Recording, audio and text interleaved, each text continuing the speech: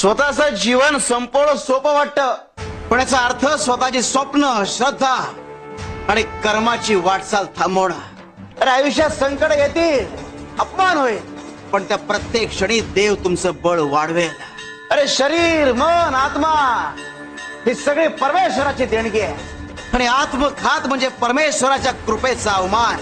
जिथे संकट सहन करण्याची ताकद आहे तिथे विजय देखील आहे. अरे तुम्हाला वाटेल की तुम्ही हरलात, पण त्या क्षणी देव तुमच्यासाठी एक नवीन दिशा ठरवतो. जीवनाच्या प्रत्येक वळणावर, प्रत्येक अडथळ्यावर जो स्वतःवर विश्वास ठेवतो तोच परमेश्वराला अधिक प्रिय आहे.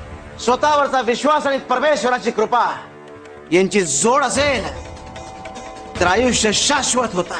लढा, कारण संघर्षाचं फळ एक कायम गोड असतं.